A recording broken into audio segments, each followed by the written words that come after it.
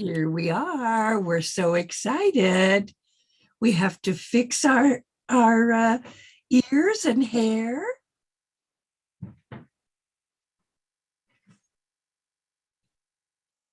We're waiting for everybody to show up.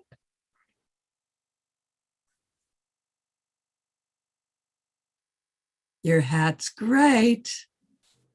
Thank you. I hope it doesn't fall off.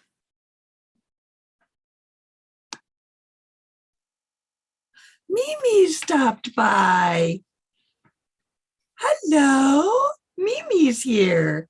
Hi. Hi, Mimi. Thank you for coming. Oh, and there's more. Matthew's here. And Warren's here. So exciting that everyone's here. Let me see who else. Maybe Krystal will be here. She'll show up soon.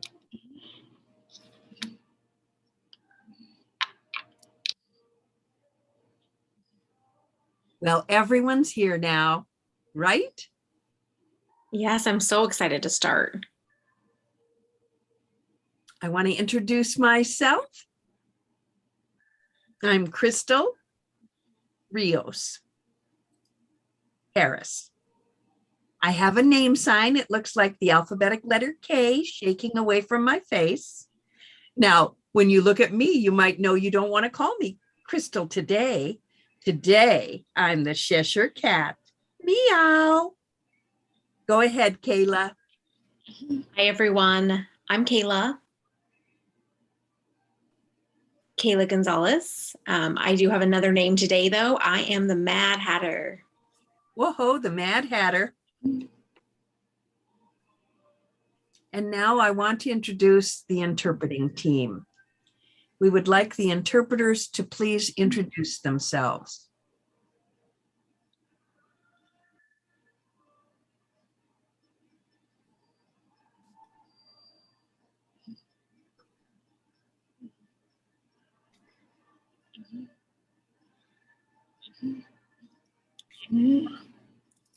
Thank you very much for being here and interpreting today, Sharon Newman Solo and Aaron Ruiz. Next on the panel, I want to introduce the people who are on our panel, their locality, and what their career is. So let me introduce first Matthew. My name is Matthew Moore. Hi, Matthew.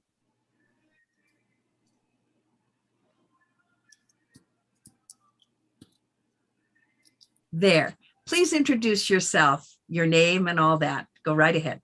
Hi, yes. My name is Matthew Moore. Good to see all of you. And where are you?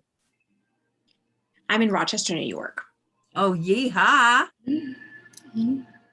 What is the business that you own? I own MS Productions. There's a variety of businesses within my corporation. I've been doing this for 37 years. Wow, 37 years. Thank you. Thank you for being here. And now let's move on to Warren. Warren?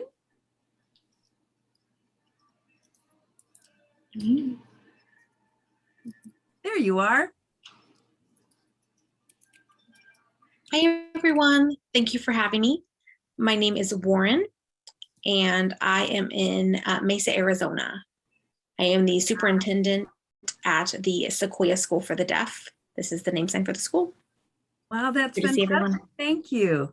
Thank you so much for being here today. All right, let's move on to Mimi.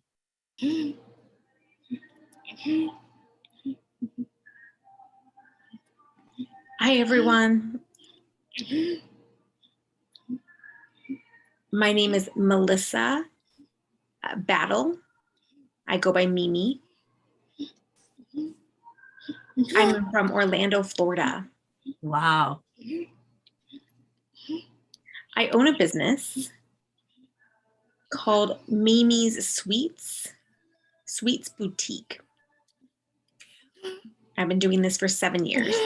Wow, for 7 years. What a thrill. Thank you, Mimi. Thank you.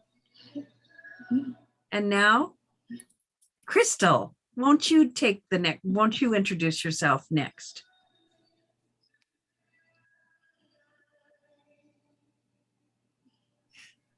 Oh, Krystal, here you are.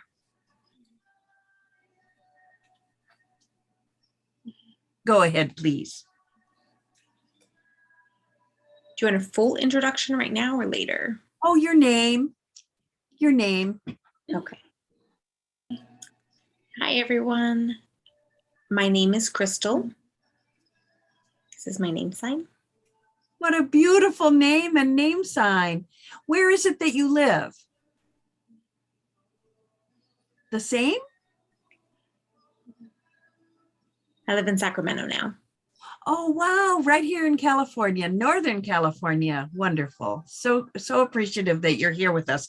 What is it you do?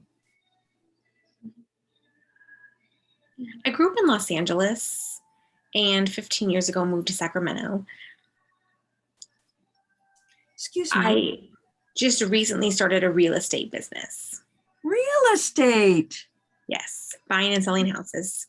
Well, that's very cool. Thank you for being here with us today. Kayla, come on back.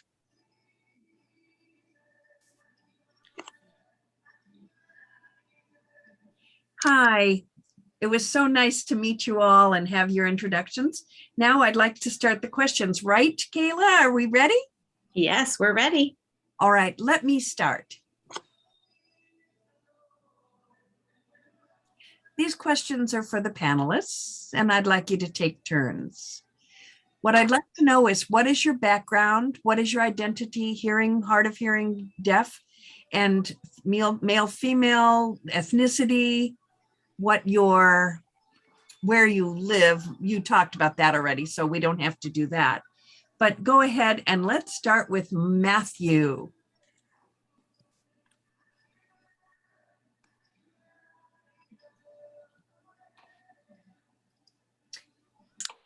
Okay. Hi. I am originally from Indianapolis, Indiana, born deaf to a hearing family.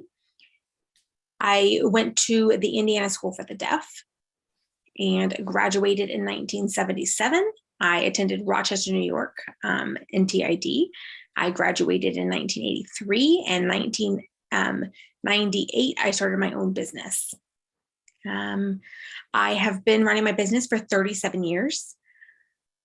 I am deaf and more deaf-centered, meaning that I use sign language to communicate. I do not use spoken English at all. And I have done a variety of projects, business adventures over the last 37 years. Wow, you've done a lot of things, haven't you? Thank you so much for sharing that with us. Thank you. What about you, Mimi? Do you mind telling us next?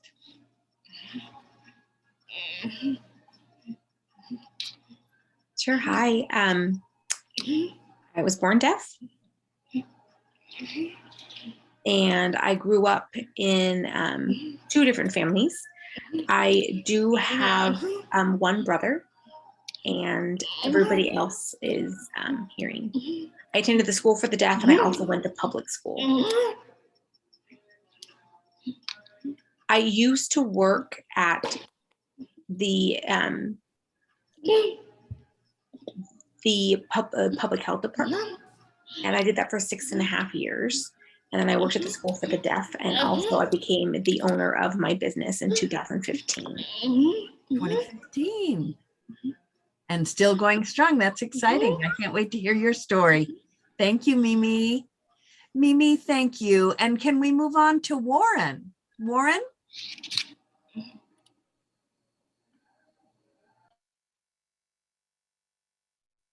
Yes, I was born into a very large deaf family. On my father's side, the family is deaf. My mom was born into a hearing family. My grandparents moved to America from Poland after World War II. So I do have my heritage there. My parents worked in a factory in Chicago, moved to Ohio, New Mexico, New York, and I graduated from the Rochester School for the Deaf. And so I did move a lot growing up. I have a variety of backgrounds, variety of experiences, lived in a few towns. And so again, that diversity is within me. I graduated from Gallaudet in 2010 and came here to the Sequoia School for the Deaf. Was a PE teacher for a year. I went to Fremont. Maybe some of you know me as the football coach of the School for the Deaf in Fremont, did that for 9 years and came back here. And now I am in my second year as the school administrator. Fantastic. I'm so happy to hear you've been there for 2 years, and I hope this goes on beautifully for a long time. Thank you. And Krystal? Okay. Hi again. Okay, so I grew up. Like I mentioned, I grew up in Los Angeles. In LA. Yes, I identify as being hard of hearing and Black, female, straight. Okay, so Thank you.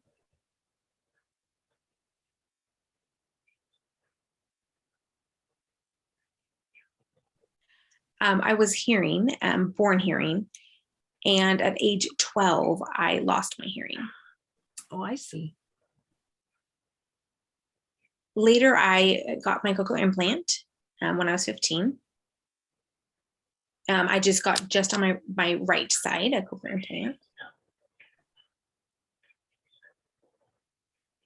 I graduated from high school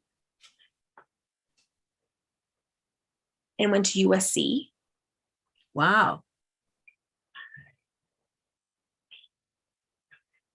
I didn't meet any other deaf people there. And I felt very lonely. I ended up dropping out because of having emotional issues. Yeah, it was hard for your emotions. and later. And then when I was 30, I went to CSUN, and it was the first time that I had met and socialized with deaf people. And it was a very exciting experience. Yes. I decided to then take an ASL class. I took ASL 1 through 4. So I feel like I'm still learning. Oh, no, you're doing great. Thank you so much. And thank you for sharing your story and your background with us. Personally, I'm also an alumnus of California State University, Northridge. Go CSUN! Woohoo! Thank you. So I want to ask the Mad Hatter to come on and do the next question.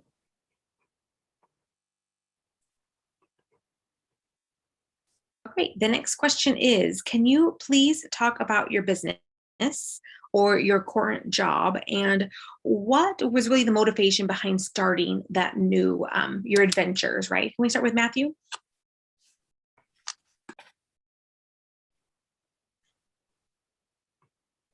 Now? All right. I wanted to be sure I was in the frame. I started my business in 1984, 1 year after I worked as a vocational rehabilitation counselor. And I felt I could work better as an independent person. I don't like working for a boss. I'm very independent and I like to make a difference in the deaf community. So I started with a television show, a deaf magazine of sorts, and there wasn't enough money in that. So I moved over to Deaf Life magazine, which is this magazine right here. Deaf Life magazine is what I've been doing all this time until this past summer. And when COVID hit, we suspended operations because the economy was a mess. And my longtime friend and partner, Linda, had passed away last summer. So we couldn't move forward. So we put Deaf Life on hold. When I ran Deaf Life, I also wrote a book for hearing people only. I wrote that book in 92 and it's still sold and helps hearing people understand our culture, helps hearing people understand who we are and what our thinking is like, our way of life. And I also run a variety of conferences like ASLTA and others that involve deaf people. I have a lot of interests and a lot of businesses. I've been in business for 37 years, and what motivates me is a deep desire to help the deaf community grow and become a big part of diversity. I truly believe we are not handicapped, not at all. We're not broken. We're deaf people, and we happen to be a part of the world of diversity. That's the push that I'm trying to make. I want deaf people to feel good about themselves, that they're a part of the American system. So I think I covered everything. Is that good? Yes, wonderful. Thank you so much. Mimi, if we can please have Mimi on screen.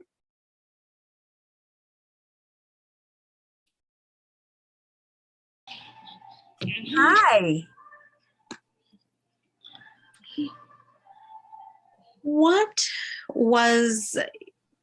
did you start your business? I watched my family. All of them have their own businesses. They're all hearing. And even though they are hearing and I'm deaf, I thought, why not try? And sure enough, I asked my cousins that I look up to quite significantly, and they own businesses. They're cooks in Florida, and the other one is in California, I think. And we are the same age. We grew up together, and I asked them how they went about it. And they said, you have to just roll up your sleeves and do it. So this is based on my passion. I am totally passionate about what I do. And what it is that I'm passionate about is baking. That's my thing. I love baking. It's part of my character. It's part of who I am. And, you know, I had to come up with something that was great as a name. And since I'm deaf, I had to get their help in figuring out what was going to sound good. So I asked, is that good? Boutique? What is that? The word boutique, Mimi's Boutique. And they said, you know, it's where those little fancy stores where you buy sweet little things like necklaces and stuff. But mine was cookies, cakes, crepe, cake pops, all kinds of pretzels, cake pops, all that kind of thing. So I thought, okay, that became fascinating for me. I experimented with all of those. And then I did this based on my passion. That was my passion. That's what interested me. That's what I wanted to do. Appreciate that. Thank you. Warren?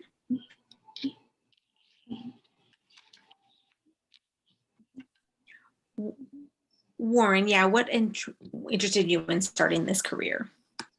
My business isn't exactly a business, but the school where I work is a charter school. It's different than your typical public school. Most deaf schools are state schools, and they are under a fixed income from the state. Charter schools, the students are independent. There's more students, more money, more investing into it, more innovation. So I'm in the business of teaching and learning and helping students grow and become successful. And the reason I got involved, let's see, growing up, I was fascinated with learning and teaching and the way schools and people and the community and children work together. I was a PA teacher, and then I became the director of athletic director, and all that time I was a coach, and I was always interested in leadership. And when this position opened up, I was thrilled to hop on it. Thank you so much for sharing. Krystal?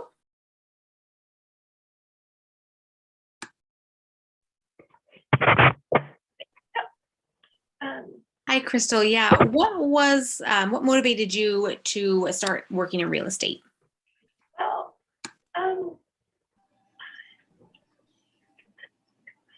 Well, I've always been in the service industry.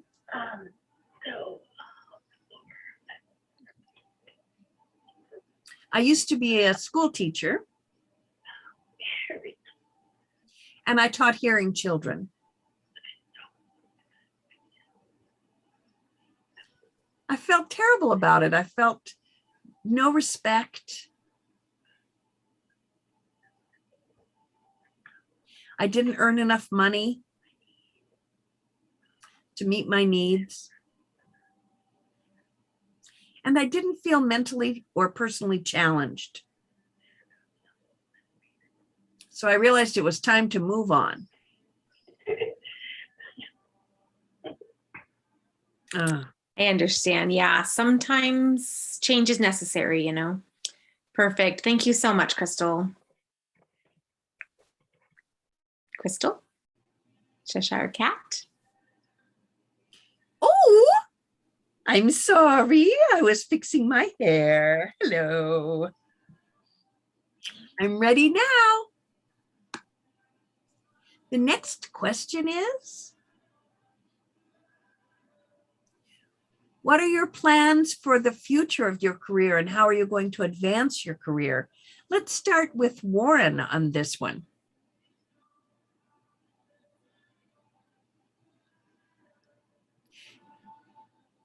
How do I plan on advancing in my career? My passion is to always see students grow. And so again, that always is what I go back to. You know, students in the yearbook, I like to have them write goals, right? They want to become, you know, administrators, school superintendents, right? So that's what I always have done in my yearbooks as a child too. Just wanting to set goals to pursue. Goals change, of course, and sometimes the path has a couple unpredictable turns, but still just wanting to make sure that I have goals, my staff has goals, and I'm here to support everybody else while we are all achieving our goals together. My 9 years that I was at the Fremont School for the Deaf, it was a great experience for me, some of the best years of my life. And I always want to make sure that I have new goals and that I'm ready for the next step. And that's why I continue to pursue what I'm doing. So the important thing is timing and when to make the next step, right? Definitely. Well, thank you so much for sharing with us. Mimi, can we hear from you next, please?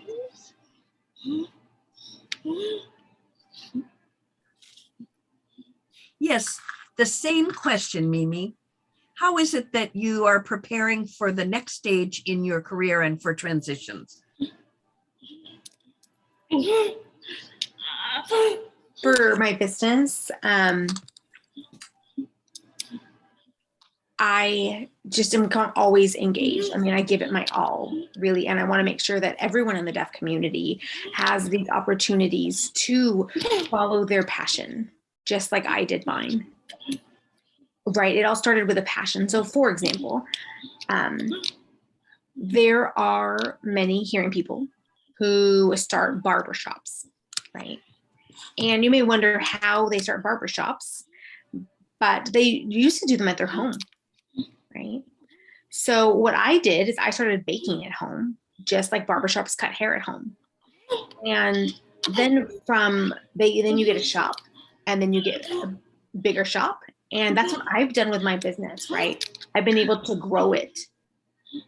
And I just want to show the deaf community that this is possible and that owning a business is great. It allows that flexibility. You build your own schedule. You're not having to work for an employer. I'm my own boss. I make my own schedule. I have 3 kids. I'm a single mother. I have 3 kids under 11. Yeah, wow. I have an 11-year-old, a 10-year-old, and a 4-year-old. So, right. I've had kids. I've been a mother now for 11 years. And so I want to be able to encourage the deaf community that they can also be entrepreneurs just as much as anyone who's hearing can, right? You just have to have that passion. And whatever that passion may be, whether it's to do hair or to cook or make clothes, whatever it may be, right? Just start really small with what you love to do and build on that. Absolutely, I agree. Wow. Congratulations. That's great. Very interesting. And nice that you were able to give us this comparison between hearing and deaf people development. I hadn't thought of that till now. Thank you. For the next question, let's move on to the Mad Hatter. Okay, the next question is, what are you most proud of in regards to your business? This question is for Mimi and Matthew.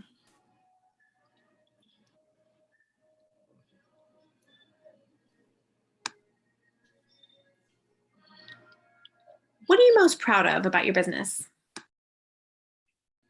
The thing that I'm the most proud of in my 37 years of business are two things, actually.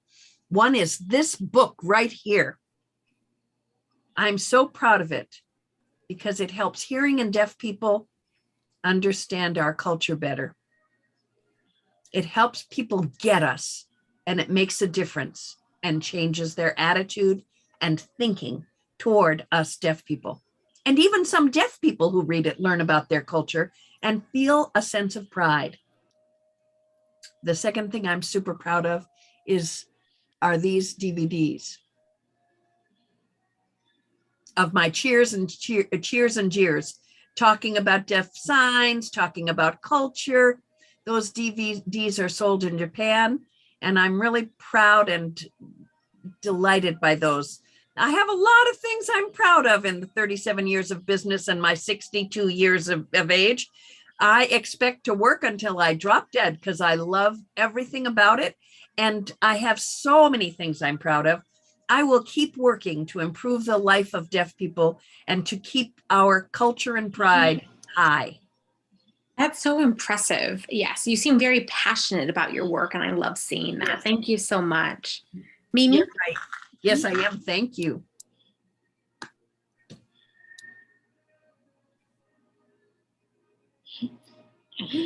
Hi. Yes, what are you most proud of? Yeah, well, it'll soon be 7 years. And I'm so proud of my tenacity. I never gave up. I didn't make just one. For example, I made cupcakes and maybe I got bored, but my friends would say, come on, you can do more than that. Who teaches variety? So I forced myself. And then when I did new things, I got so excited. 2 years ago, I finally started making cookies, and now I'm an expert at that. And it makes me feel so good about myself. And then I'll tell you, I'm even better at baking cakes than I used to be. I used to not be so great, but now I'm really an expert at that. And it makes me feel so great. And I'm so proud that people believe in me. And I feel my best quality is I don't give up, I won't give up. And you got to try and try again. That's just like life, right? You got to keep doing it to get what you want. Yes, very good point. Thank you so much, Mimi. Back to Krystal. Hi.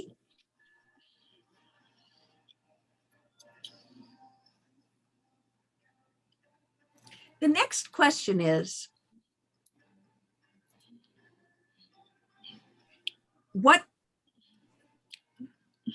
the next question is,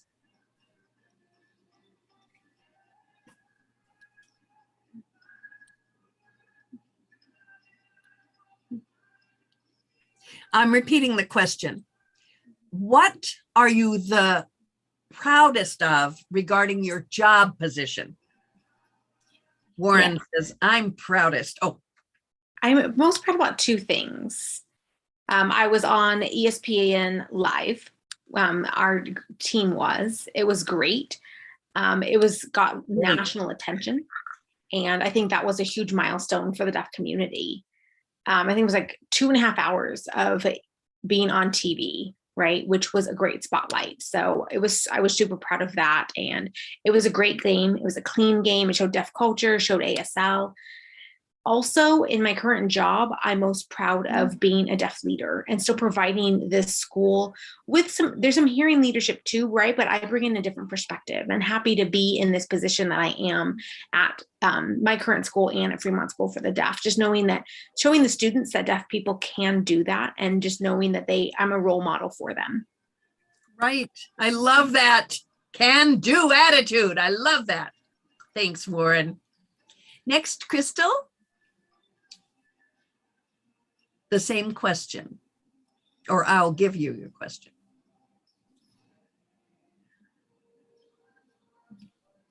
Krystal, let me ask you again.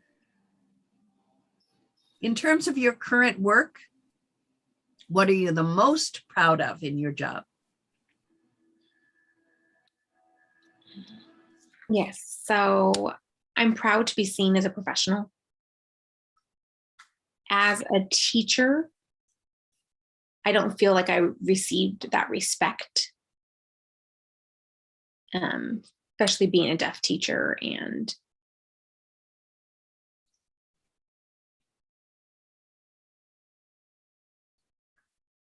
I'm proud to know that I'm doing this work and that I have opportunities to work independently and to still be able to earn what I need. And I'm proud to be deaf, right? And knowing that I can do this. Right, I agree. Deaf pride, yay. And congratulations. I am so happy that you have that can-do-it attitude as well. Thank you. Our Mad Hatter is coming next with her questions. Yes, the next question for all the panelists. What challenges have you faced being a deaf or hard of hearing person in your current position? And how have you overcome that? And how has COVID impacted you? Matthew? Yeah. I know you briefly just talked about COVID and the magazine a little bit, but if you could please expand. I was born deaf to a hearing family. So, you know, from high school through college and so forth, I did have some confusion regarding my identity and coming to understand myself. I'd experienced depression, which is very common for children who grow up in a world that makes them do things that don't make any sense. But when I got into college, I realized I am deaf and that is fine. Just do it. Just move forward and do the work. And there will always be oppression. There will always be criticism. There will always be opposition. But I think the most significant challenge is how I respond to that. And instead of fighting or throwing myself into a hissy fit, how do I shift it and change their attitude? How do I inform them that what they're thinking or doing is incorrect? In the last 40 years, I don't feel I've experienced any difficulty as a deaf person. I've learned how to move on, focus on my work, focus on helping other deaf people. If I face a problem, I'll easily discuss that because communication is key for deaf or hearing people. That's what really matters, is informing people and communicating and improving the situation or whatever. In my business, when COVID hit, I was taken aback by the economy. You know, our sales went way down and I didn't know quite what to do. So I had to be creative as to how to modify my business. Plus, the death of my longtime colleague, 35 years we worked together, that really affected me as well. And it forced a change in my business. My company is called MSM Productions, and we have a variety of businesses under that umbrella. If it had been only one business, I think we would have gone out of business. But I had a number of other businesses, so I was able to dance with it. So I set up a new deaf store online called Deaf Store. So that adding that helped us to promote our books and DVDs and other things through the store. And that's how I solved the COVID one piece of the COVID challenge.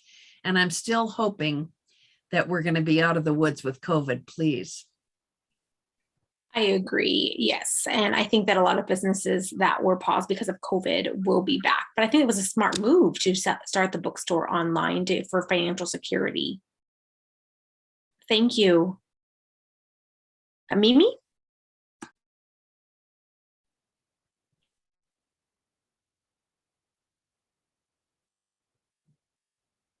You need me to repeat my question? Okay. I'm good, thanks. So, I work in booths in a lot of different places, and I was fortunate to work with a hearing person since January, and that was during COVID. So I worked with a whole group of hearing people, and I was the only deaf person. But it was the first in history in Florida to have a Black hearing community event. I mean, there were all kinds of people of color, but not Black people. So that was very excited. And I thought, hey, I'm Black and deaf. Why not? And there was awkwardness. They didn't know our community or what access looked like. So I just worked it through. I grew up my whole life in a mainstream community school and all that. It was a little different because this was serious business and principles and rules. But I just went ahead and learned what I needed to learn and went ahead with it and didn't let the barriers block me. And then from there, I know they're going to let deaf people and encourage deaf people in the future, right? So I hope and I see that we're going to feel welcome. So that was very satisfying. So I've been doing that since the summer. This summer, I took a month of vacation. And after that, this is before COVID. When Delta hit again, I think. I don't know why. Maybe people can't live without sugar, but my business did great. I am astonished. I thought there would be a problem with money, but it's been going fine. But I'll tell you, fall through winter is crazy time, right? Crazy time for sweets business. And it's the same this year.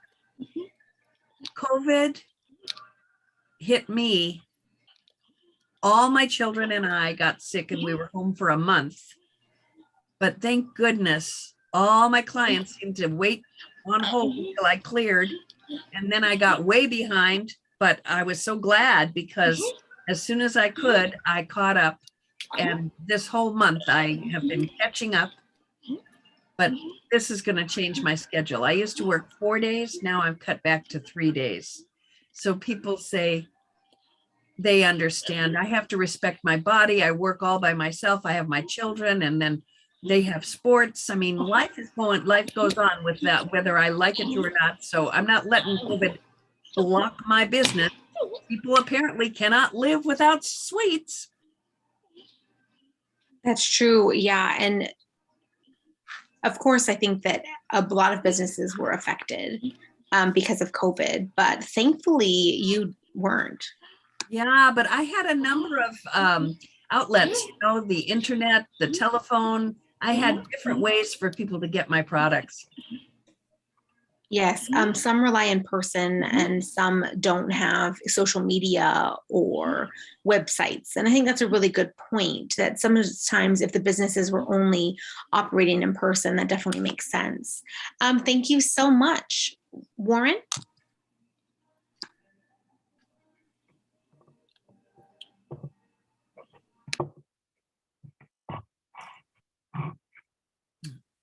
COVID was a huge challenge. I think I picked a very strange time to become a leader for the first time. So many things, so many perspectives, so many opinions, and some families really wanted to go to school and some didn't, and some had health issues, and some of the teachers, there was a lot of variety among our staff and different states. Arizona was more eager to get back to in person than other states, and it was challenging for me to figure out how to make it all work. I was looking at the nearby schools. I couldn't be closed if they were all open. I couldn't be open if they were all closed, if you know what I mean. So that was not easy. But my family and my community were so supportive, and everything's gone very well. The challenge as a deaf person hearing people in a hearing family, they try, a deaf person in a hearing family, they try so many other things like cochlear implants and hearing aids and all that. But we encourage bilingualism. We encourage signing from a very young age. We encourage early access, early exposure and linguistic skills. And we have a small elementary, a medium-sized middle, and a huge high school because they keep transferring in. That's my challenge, is that they transfer in and they don't have that beautiful start that we try to work for. So that's been an issue for always. And that's what we need to improve on. Yes, I agree with you. Thank you so much. Krystal?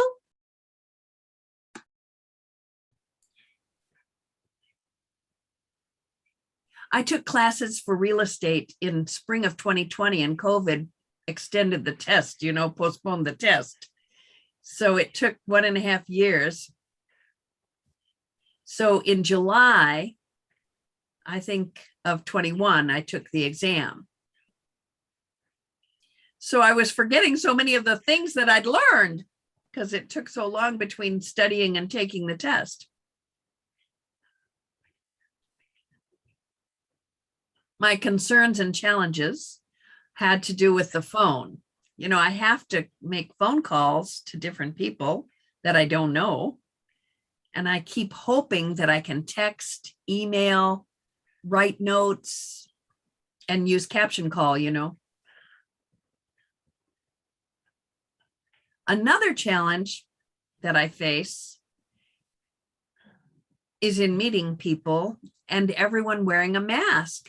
So communication is so hard.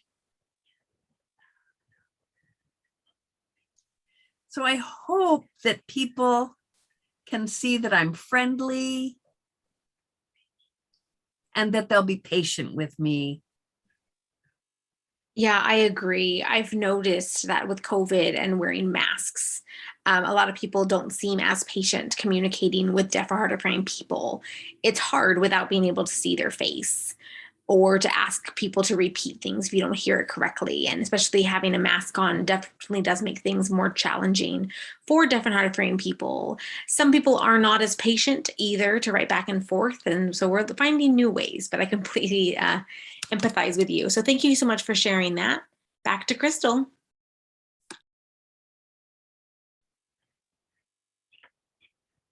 Wow, meow. Oh, I'm sorry. I was singing my meow song. I have a question for the businesses only, Mimi and Matthew. My question is,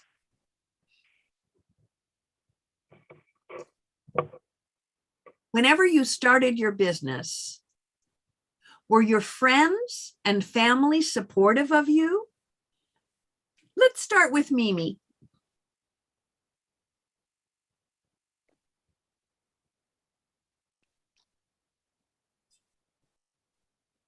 Yes. My family, especially my godparents, who raised me. Remember, I had mentioned earlier, I have two families. I have my biological family, and then I was raised by my Christian godparents. They were in full support of me starting a business, no matter what I do or where I go, where I'm working, how much I'm working, my business, if my business is struggling, whatever it may be, they're always there to support me. I text them, they call me, they give me a lot of referrals with extended family, and they're hearing. My mother, though, really is deaf by heart. She signs fluently, and she knows a lot of the deaf community. And I'm so grateful for both of them. And even people who are close, like all the people who are close to me, who are just so supportive and have been there with me through this whole time, currently always encouraging me. That's wonderful. Thanks for sharing that. It's so important to have family support. Yeah, we have to consider our families. Thank you so much for sharing with us. And next, Matthew, if you please.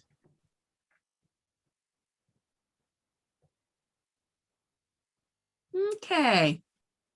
Yes, okay. You had asked about family support when I started my business. Yes, my family was supportive financially too.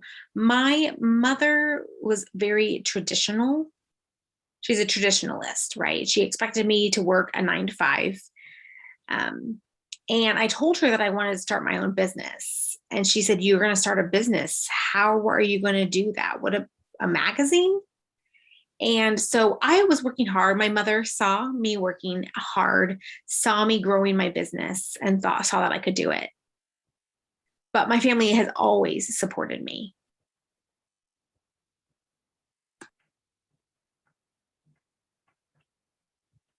Thank you for your explanation. It helps all of us. And the next question will come from the Mad Hatter.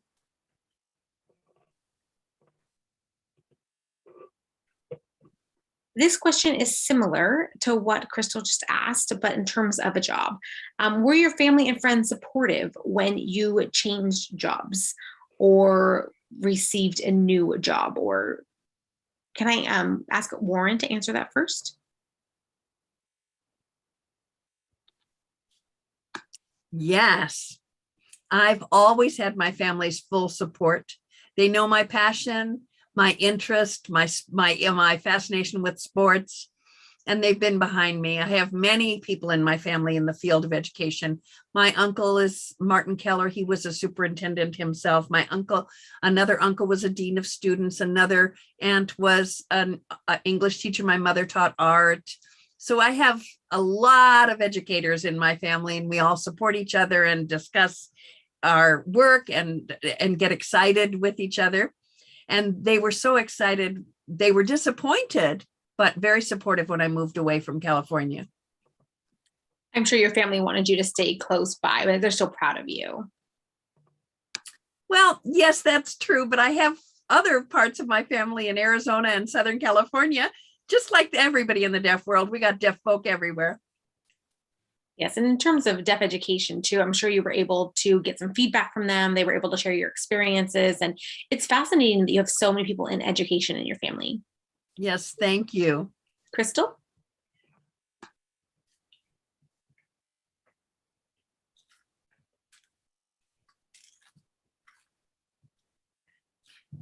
My mom and dad had a business themselves, and they always encouraged me to be in business.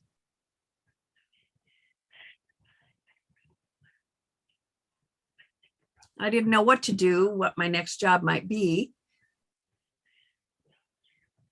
But my mom always supported me in whatever I would choose to do.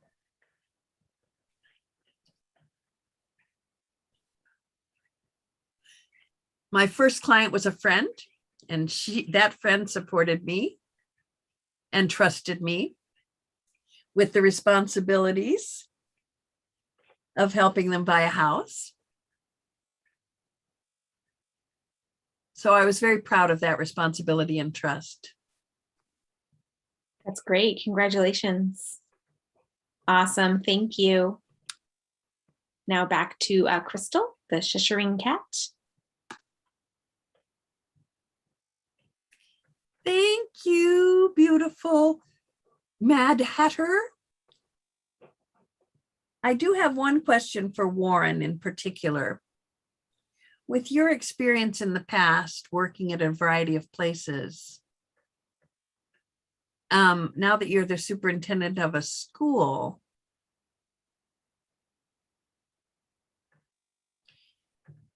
how do you feel about that transition? I wouldn't have had these opportunities without goals, right? I still didn't feel ready, just being honest with myself, wanted to make sure it was the right time, right place, right setting. And so when the opportunity came, I felt that it was a good place for me because of the experience that I had, that I was ready to take this next step and to take this job. So you felt that do it attitude again and step forward, right? Definitely. Thank you. For the next question, I'll turn it over to the Mad Hatter.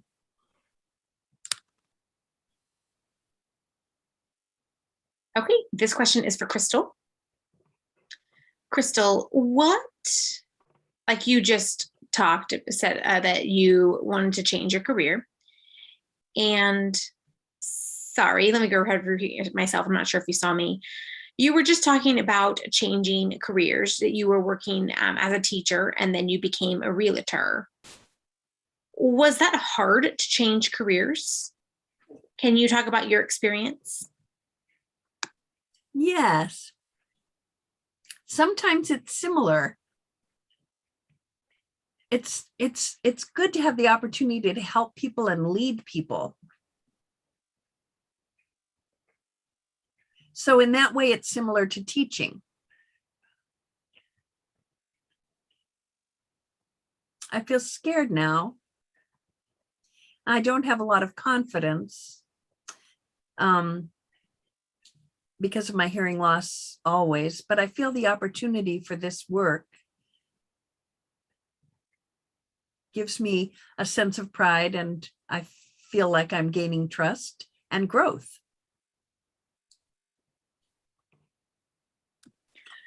Yeah, I think that when you have a new job, right, and you're able to help people, it makes you feel good about yourself too, knowing that you can do it. So I'm sure you're doing great in your new career. Okay, now back to Cheshire Cat. Krystal?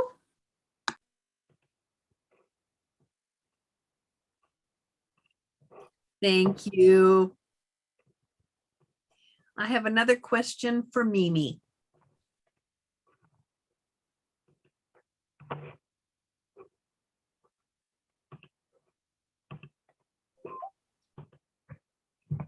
How is it that you came to the decision to do the particular kind of baking, vegan baking that you're doing, Mimi? Not many deaf people do that. How did you come to that decision?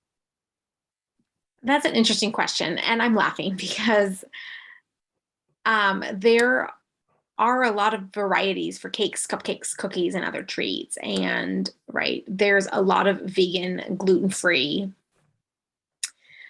sugar-free options, whole wheat, regular, dairy-free, egg-free, right? There's so many different options, and clients are so excited because in my boutique, like, so for example, if you're thinking about, you know, grocery stores, Target, Sam's Club, there's more limited options there. I mean, right now they're starting to have more options, but right, people don't have as much variety to be able to have the options that they need. So I think this provides them to have more options and less limits. So nice. Thank you. I'm going to tell my friends, don't forget about Mimi. She's got more than you think in terms of options. Thank you. Time is coming to an end. And so we're going to have, for this portion. So we need to have a little 10-minute break, and we'll be back at about 2:35. I want to thank 7:35. No, 5:35. I want to thank all of you for being here. Mimi and Warren have to leave our panel, so I want to thank them so much for being here today. It's been a very important part of our experience listening to you. Right, Mad Hatter?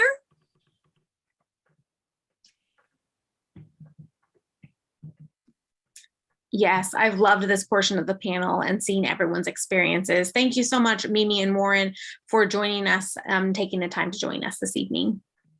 And both of them are saying yes, very much. Thank you. Enjoyed it very much. Okay, bye, Mimi, bye, Warren. And both of them are saying bye-bye. But how do I leave? Okay, got it. Okay, take care. All right, now we are going to go ahead and have a break now. Okay. Don't leave. Don't leave. just wait for 10 minutes and come right back. We're not done yet. Okay. See you in 10 minutes. Okay. Bye. And please turn off your cameras.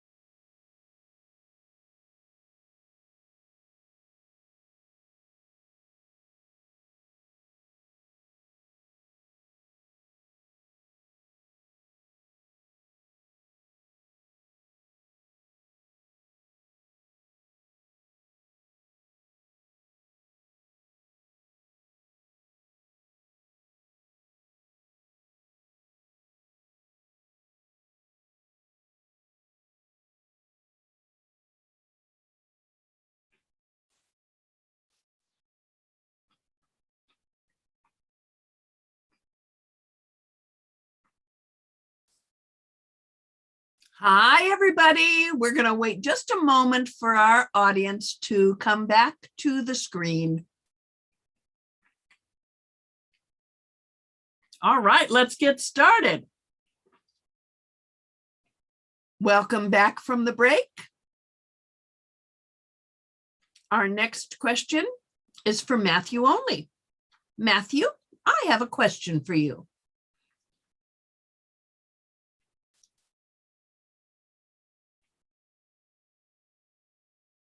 When your business started opening so many businesses, Deaf Life Press magazine, and the recent opening of the Deaf Store, and your book publishing, and all the many names, it's very obvious from looking at the list.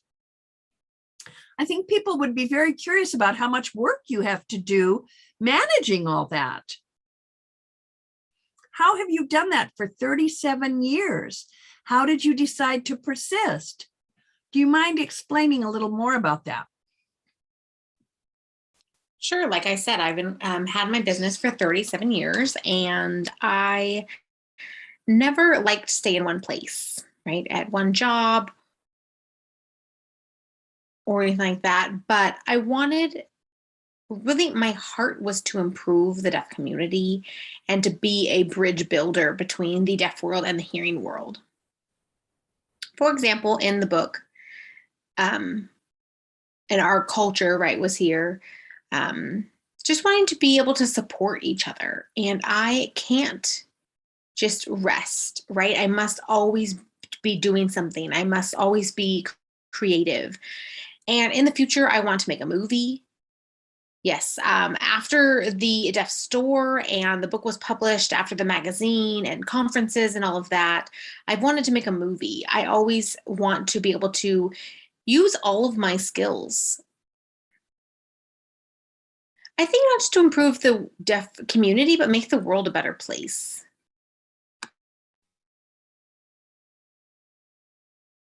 Yes, it improves the relationship between people and helps everyone to move forward. 37 years. What an accomplishment. And what an inspiration. Thank you so much for sharing with us. Our next question will come from the Mad Hatter.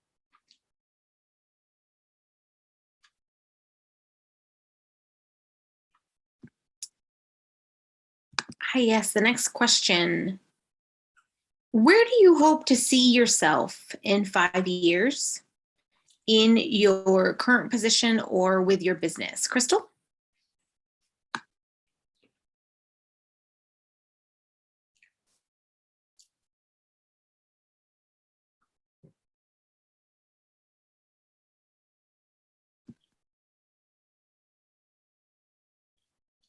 So my hope for the next 5 years, all right, to earn $1 million. That's a really good goal to have. Is there anything you'd like to add? Where else do you see yourself in 5 years from now? Do you think you still be working in real estate? I want to develop my personal service and communication skills. It's a very cool goal to have, and I'm sure you'll be able to get there soon. And hopefully be successful with that. Thank you so much. Thank you. Matthew?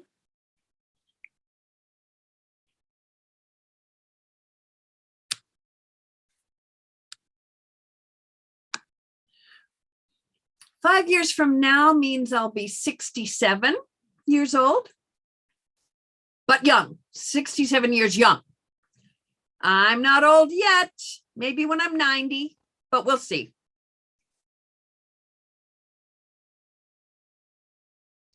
I've written a book. I've got a magazine conference. I've made a magazine. I have conferences that I run. I have an online store.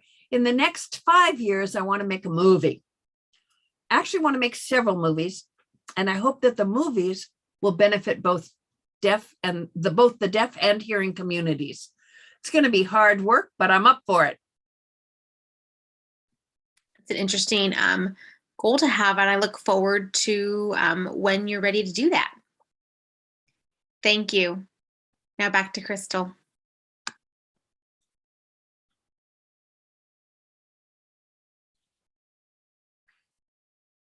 Hi. My question is for all the panelists. As you speak of your business or your work or job from 5 years forward, what is it that you're expecting? Let's start with Matthew.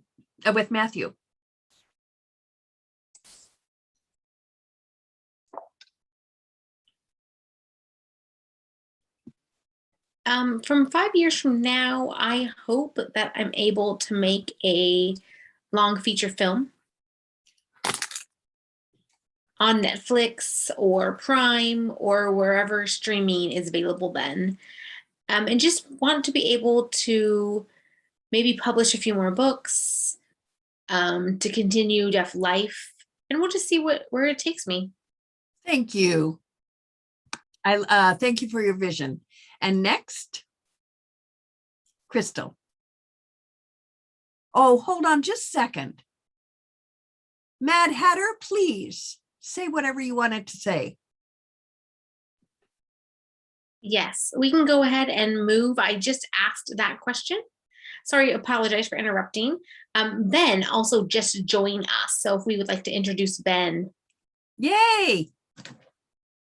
Okay, we have a new panelist who's just joining us. Ben, welcome. Hi. Hello. How are you today? I'm doing all right. Awesome. Thank you. Yeah, I just got off work. So I'm ready to join when you're ready for me. Yay, we're excited to have you.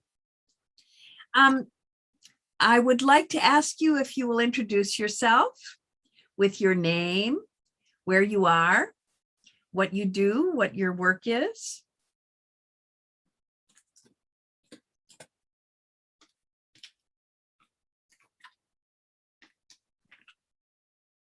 Yes, I am learning how to do art and learning how to learning different types of art and colors and all of that. I also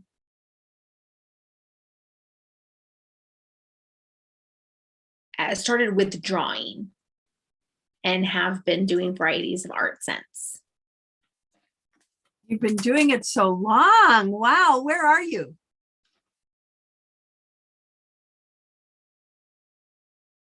Sandy, I'm in Utah? Wow, you're not very close to us here in California. You're way over there in Utah. We're thrilled you're here. The Mad Hatter has a question for you.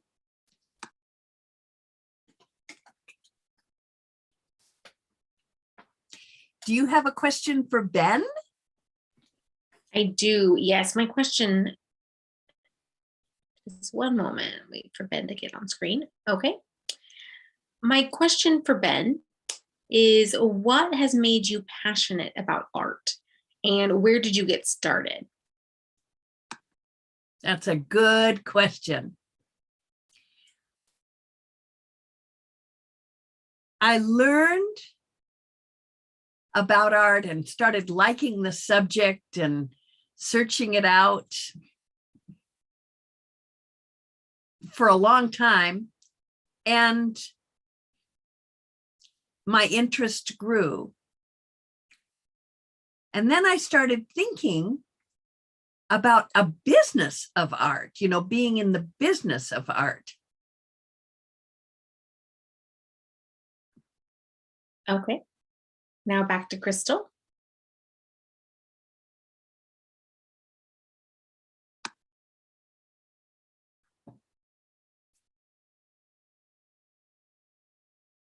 Thank you.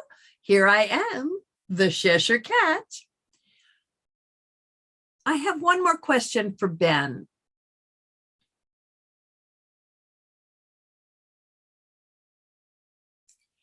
I have one more question for Ben. You said since high school you were doing this. Have you felt that your family helped and supported you in your vision for art? Did your family and friends support you in your journey? Yes, I have had good friends who we've worked together and really just have found the most interesting things for me to portray in my art. There has been some family who has helped me make sure that I get what I need to do my art and to make sure that I have everything in order, like to make sure that my colors are perfect, that I'm able to get things in 3D if needed, that I have the right supplies and of the right size, just to make sure that everything that I do looks good. And just wanting to make sure that I get other people's perspective too on the art that I do, and to make sure that it's a good quality and that the style is good, and just learning how to mix colors appropriately and how to get things in 3D, just making sure that I'm able to make sure that the colors all work off one another,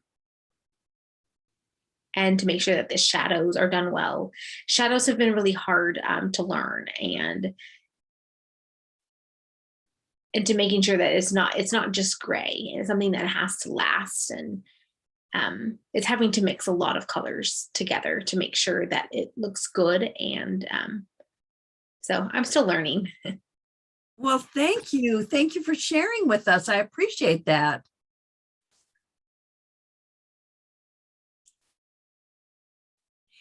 Since Ben explained a little bit about himself, I want to thank him for that.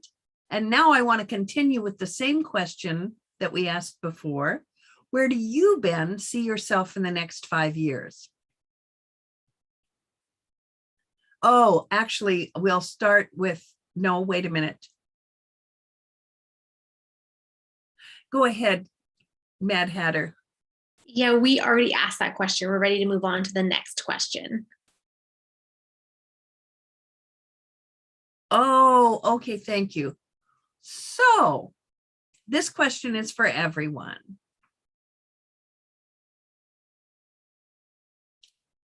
In terms of the audience, what's the best way to contact you, how to find your business, if they have questions about your job or your work? Matthew, why don't we start with you?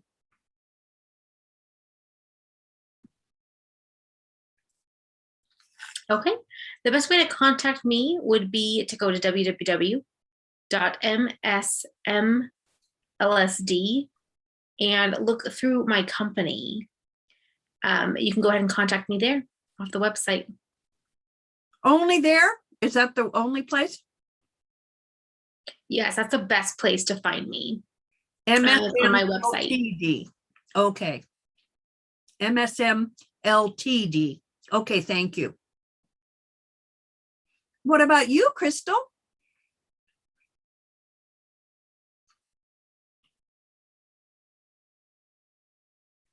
You can contact me, let's see, at www.realtor, realtor,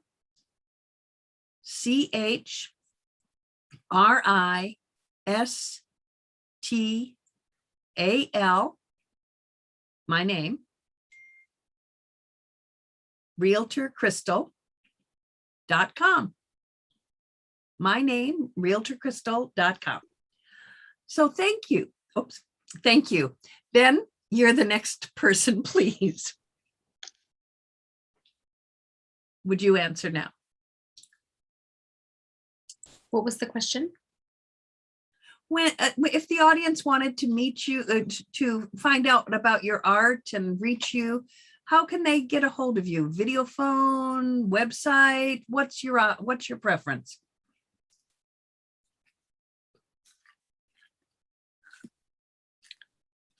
You can find me on Facebook. Oh, good. On Facebook? Mm-hmm. That would be the best way to find me. Oh, I have some of my art, and I can contact me through Facebook. you have your own Facebook page. Wow. I have my website link and everything on my Facebook. Oh, that's great. Thank you. Very exciting. People will be excited to find you. What were you saying? I also have an Instagram. Oh, Instagram. Mm-hmm. And my website and all my information's on there as well. That's very exciting. It's all there. Oh, that's great. Thank you so much for sharing that with us. I'm very interested in seeing your art. The next question will be asked by the Mad Hatter. Okay, our final question. If you were to go back in time, would you change any of the goals that you've accomplished now? Why or why not? Matthew?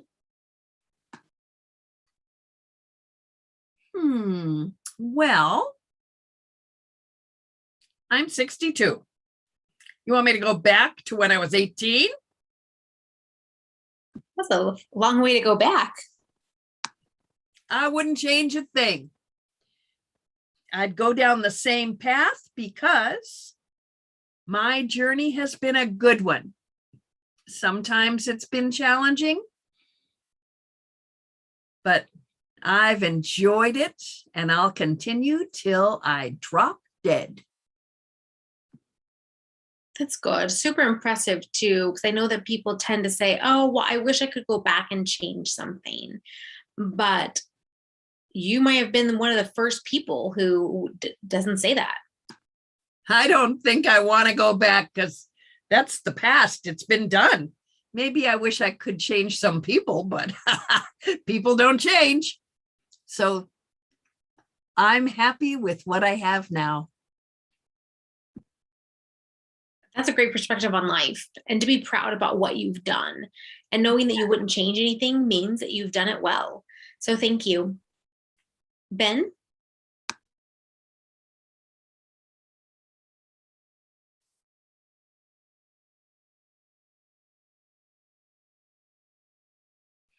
I want to set up my business on my, I wish I would set it up. I'm happy I set it up since I was 20 on the web. And then I set up some sales at festivals sometimes because I need to buy backdrops and screens that are better so that they look nice and display well. But because I've had to buy a van, because of that, I've had to buy a van. But the concerns are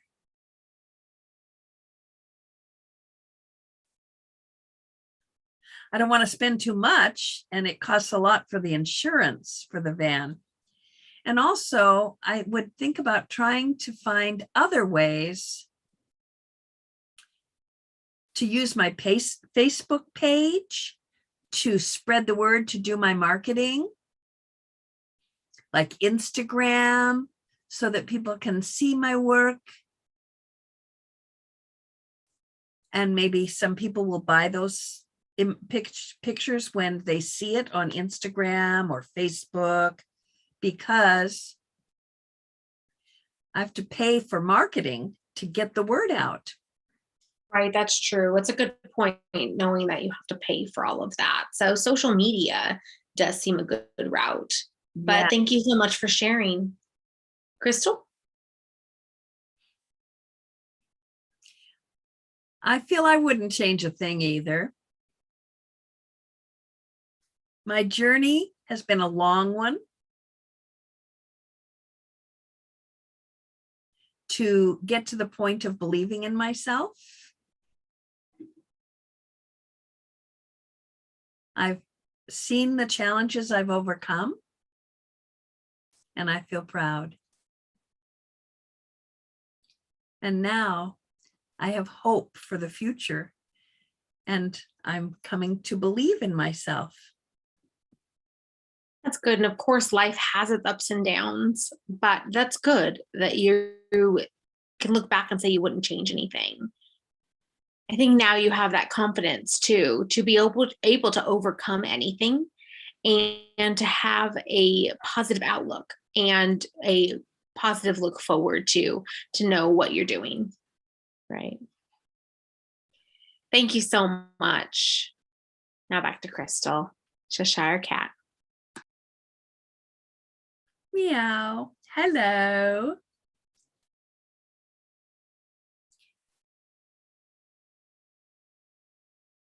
We've gone through most of our questions that we've had prepared for the panelists, but I want to know if there's any personal advice or any kind of information you'd like your audience to know.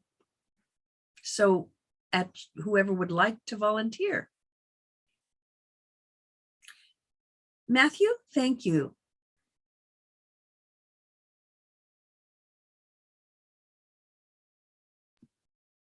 For those of you who want to start a business, I would say go for it.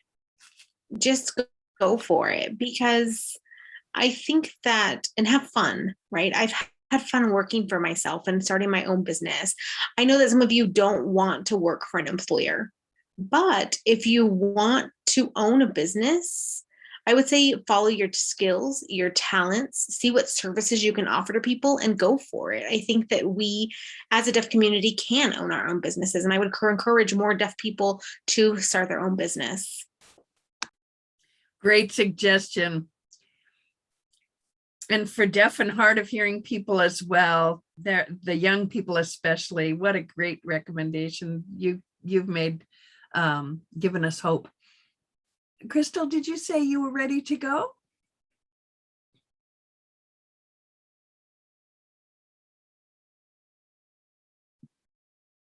Now you can go ahead. Yes, my challenge that I have now is my training videos don't have captions. So I need to advise the companies to be able to help and allow deaf people to have access and the rights to these videos. Right on, I agree. Thank you for advising them about that. Ben, how about you?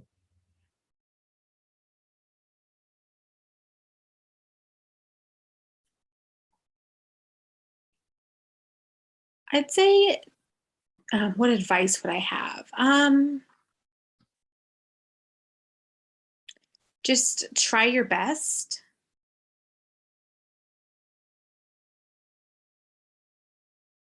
Well, that's a good idea.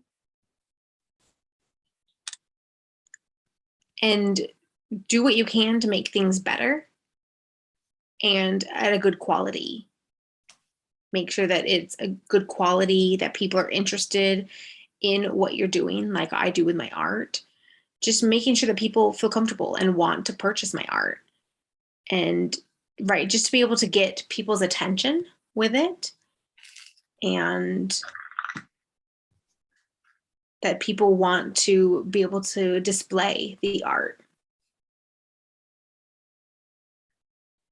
Thank you. I like that whole concept of never giving up and always getting better. Thanks for great advice. Let me turn it over to the Mad Hatter. Meow.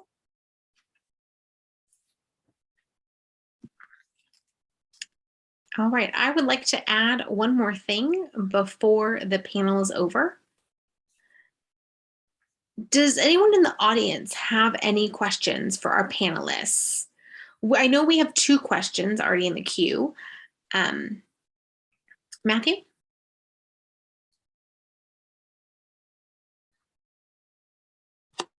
One person on YouTube Live has a question for you.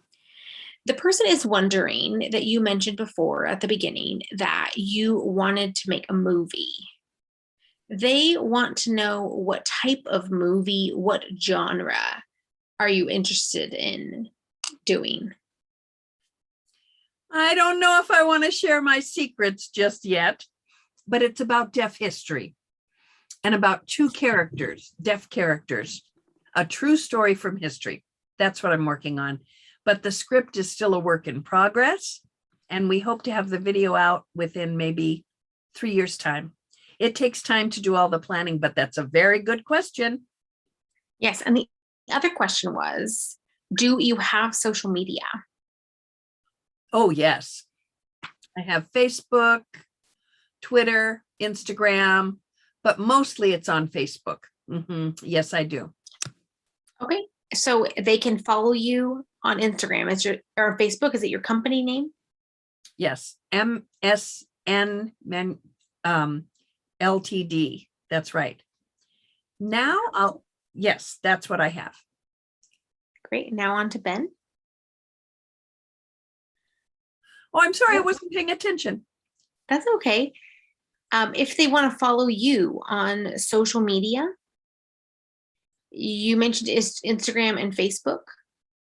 Yes, Would that be okay? Sure. They can go on my Facebook page or on Instagram. Those are the two that I'm active on.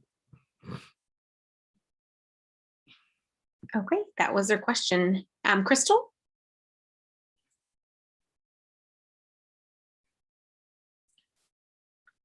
The audience had a question for you. They want to know if you have social media. And if you don't mind, if they can follow you on social media. Oh, yes, absolutely. Please do. My Facebook name is CHYRYSTAL.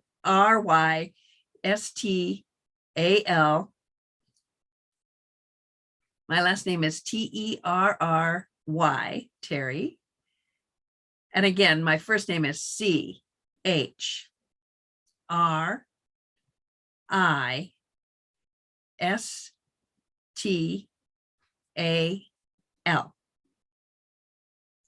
Thank you. Wonderful, thank you. Let me see what other questions we have. Ben, someone in the audience has a question for you. The question is, are you interested in different types of art in the future?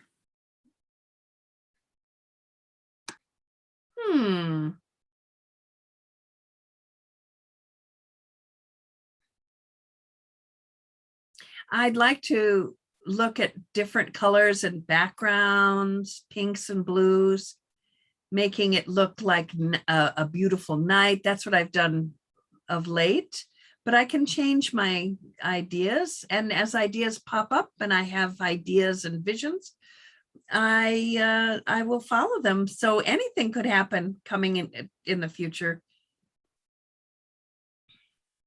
Great. We have another question for Matthew. The audience is asking, what is your biggest advice for a hearing person who is learning to be an interpreter? Okay, that's a good question. First of all, read my book. This one. I'm kidding. But that will help you to understand our community better. To become an interpreter takes a lot of practice. You need to associate with deaf people more, learn various accents in signing. For example, there's all these signs that mean outside, but they all mean the same thing, but interpreters need to be familiar with them and familiar with non-manual markers on the face and facial expression. If you want to be an interpreter, go to a good interpreter training program, a good interpreting program. Don't go to a one-year program. It takes 3, maybe 4 years to develop those skills. Right, I agree. This question is for all of the panelists. I guess you kind of answered the question, but we'll ask it again. Do you feel that you've had a hard time accomplishing your goals because of communication issues? Well, that's fine with me to answer. Sometimes in business, sometimes in life, we have miscommunication. All of us have that. Everyone has that. But as a deaf person, I've learned how to communicate effectively through writing, through interpreters, through signing, whatever. And I think the most important thing is for deaf people to be patient.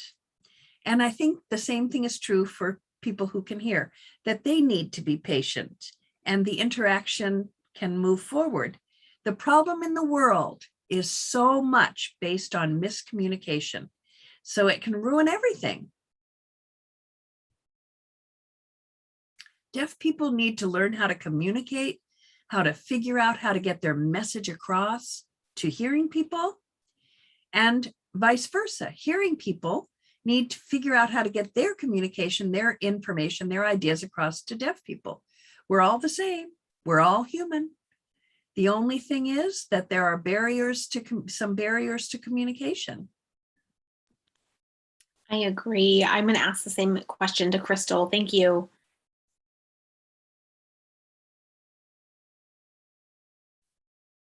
Could you repeat the question? Sure.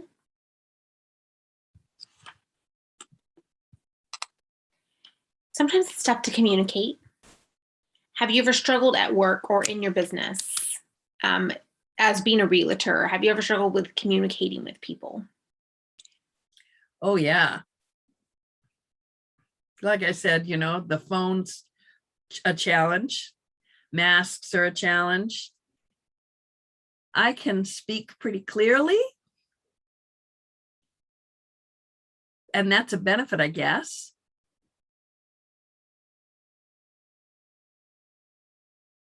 But I think the challenge I face is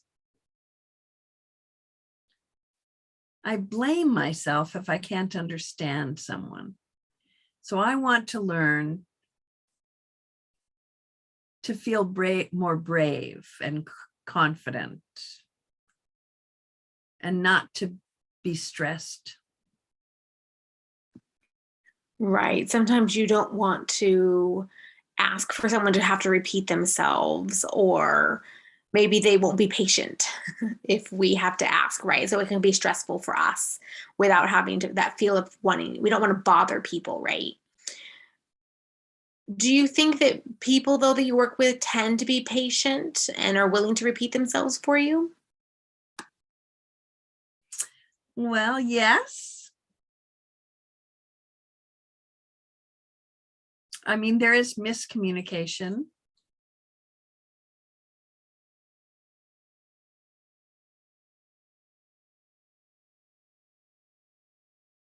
So I guess yes, there is. Right. I'm sure you're working with people too, so you want to make sure the communication is always clear. But thank you. The same question now for Ben.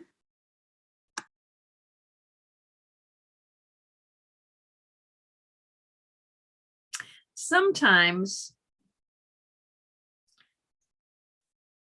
because I'm not accustomed to speaking or lip reading, I use paper and pen to write notes back and forth. And now I use the technology of the phone because it can go straight from English into text. It's a cool thing, a cool tool. So I use my phone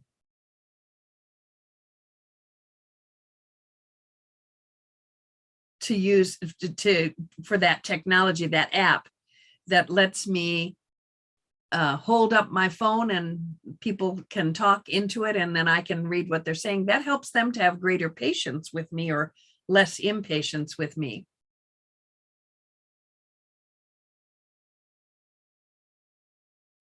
Another thing I saw that was really cool, I went to the Apple store and this guy who works there brought out a special video screen And it had an interpreting right in there with the vocalization with the speech. So what a fabulous piece of technology. It was at the Apple store. Yeah. I was going there to fix my phone or something, and I was telling him I had trouble with texting on my phone, and the guy knew how to fix it. And another guy who was working there showed me how they use interpreters on video screens. So, I think the interpreter thinks it was text, voice to text on the big screen. It was either that or interpreting. Okay, Krystal, I think we are wrapping up with questions. If we can get Krystal back on. Great. Thank you so much. Wow, what excellent questions we got from our YouTube audience. Yoo-hoo, right? We have to all agree, yes? So now we're ready to end the portion related to audience questions. Please look at YouTube and the many names. It'll show how to reach our individuals and who's involved here. So take a few moments to look at the screen on YouTube that has those names. Okay. Now, after you read those names and you read the information on the screen, the final thing for K and K's Wonderland, Kayla, do you mind coming back on to the main stage? Hello. And yay. Are there any comments you'd like to add or anything you'd like to say or ask? I just want to say thank you for the panelists for joining our panel today, and Mimi and Warren, who had to leave a little bit early. Thank you to them as well for joining us. We really appreciate everyone's time. Absolutely. And also, please join us panelists on the main stage. We actually had one more question just come in. Oh, who? Go right ahead. From the audience.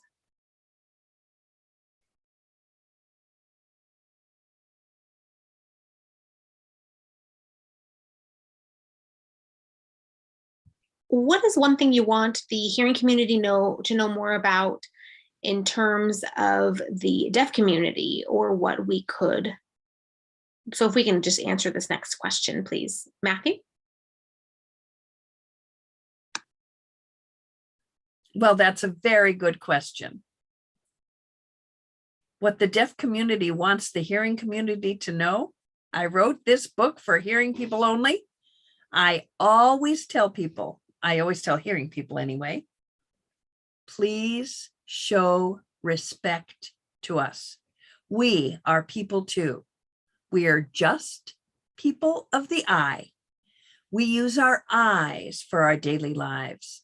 We sign, we text, we watch captions. The hearing or ears is not the point. It's what between the ears that matters. We have a brain, and we have some smart people, and we have some not so smart people.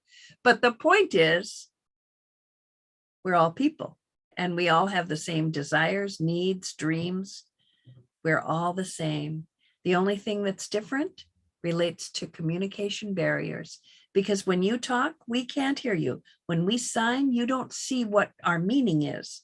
So we need to build bridges of respect for both cultures. The deaf community wants your respect, and that is all. Yes, thank you so much. That's such a good perspective for hearing people. I think we have one more question actually that just came in for Ben.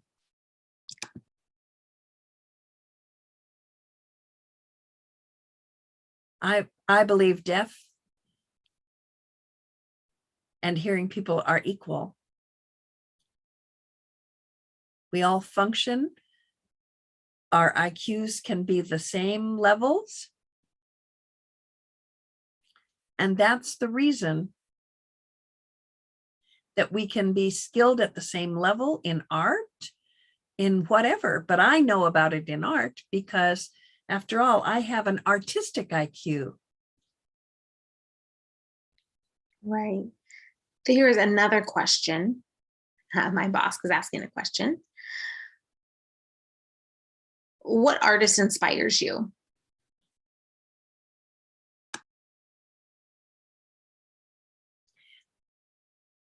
A lot of them.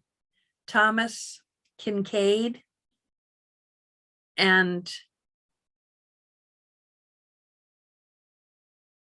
Christian Lassen, David Mill, and so many more, because of their incredible skill. I want to grow to be as competent as they are, and I really love their style and their work. So I want to create work that's like theirs without ever copying. I respect their work too much to do that. Right. And having your own twist and style to it. Krystal?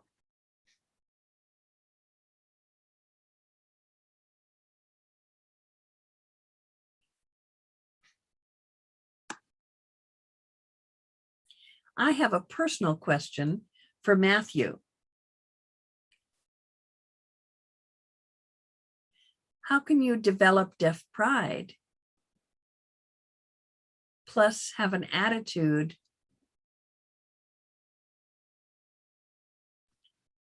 We can spotlight Matthew, please.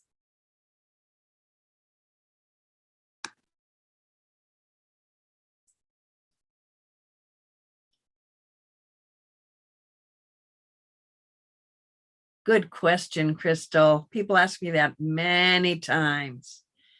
Deaf pride and the attitude behind it. I think the most important thing is to accept yourself, genuinely accept yourself as a deaf person, and never consider yourself some kind of bad different. The only difference is you can't hear.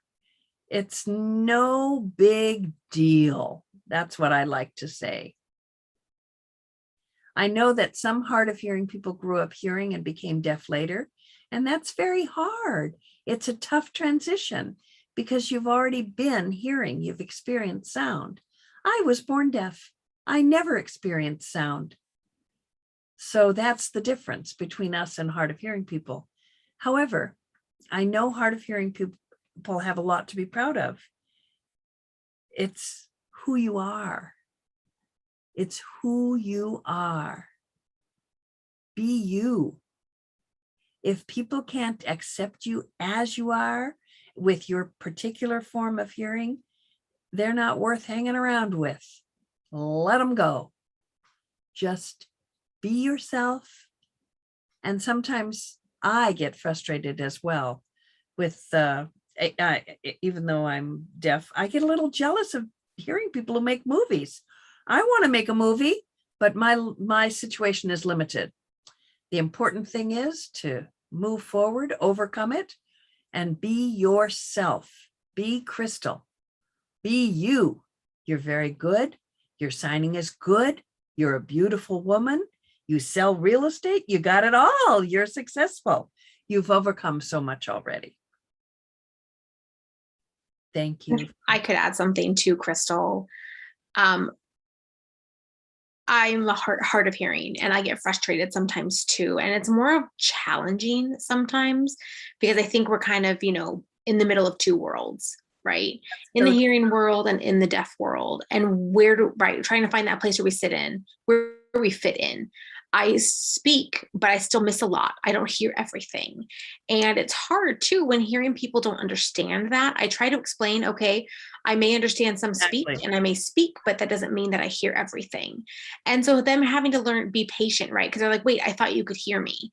But again, I can hear some, but I don't hear everything. I do consider myself hard of hearing. And I think that, I still do miss a lot of what's said, but it requires a lot of patience. And sometimes I know people aren't willing to find another way to communicate if spoken language isn't the way to go, especially, and then in the deaf world too, I feel like Right. I didn't learn sign language until high school. Is when I took ASL in high school. And I struggled learning ASL.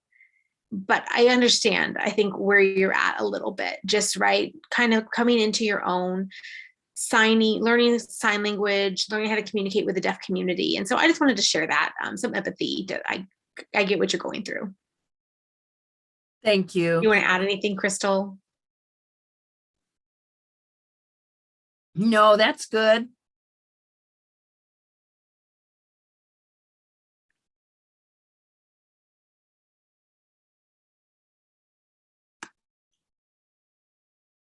I would like to add a comment as well. I grew up deaf.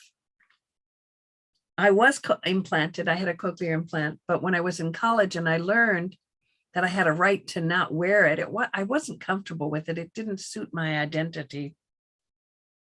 After I learned that, I did a lot of self-analysis, and I became proud and comfortable about my heritage, about my position as a deaf person.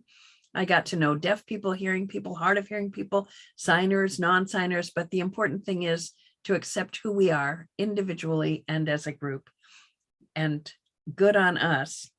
So I have a wrap up. I think we're finished with all the questions, right? So I want to wrap up the questions.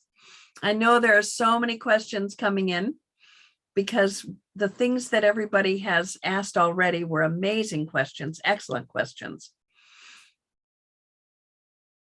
One other thing I want to say, I want to thank the panelists so much for their participation. What a wonderful job you did. And I want to thank the team of interpreters. I know they're working hard to do their very best, especially because people are going back and forth and talking to each other.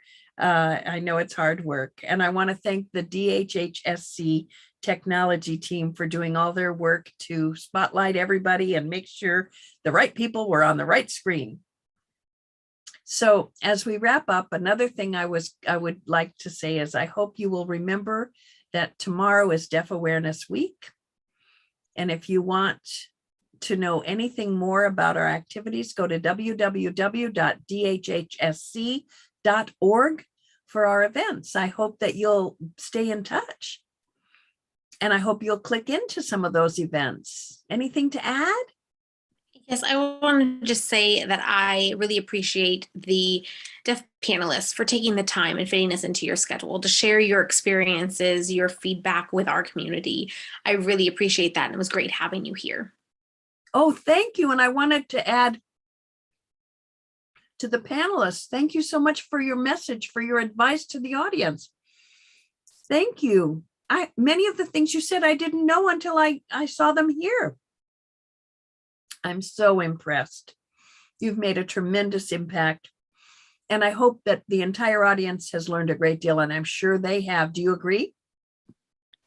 Yes, I think that this has been very educational for the community and for the ASL students as well. Just thank you so much for sharing your experience. And I'm sure that this really is something that they can use in their future to inspire students that they work with, and no matter what it is, just to know that the deaf can do anything, and to not give up, and that things can be overcome. Keep on keeping on. You're right. We need friends or family to support us as well. Panelists, would you join us on the main screen, please?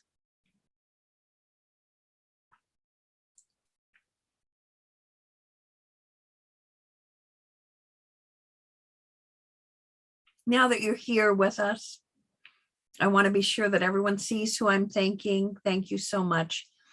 If anyone wants to get a hold of you, I think they know how to. At this point, are there any last comments?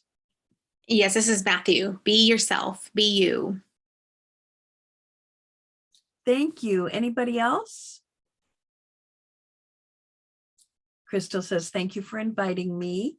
And Ben says, thank you for allowing me to participate with you. Great. And Kayla saying, thank you so much. We've enjoyed spending the evening with all of you. And now to our audience.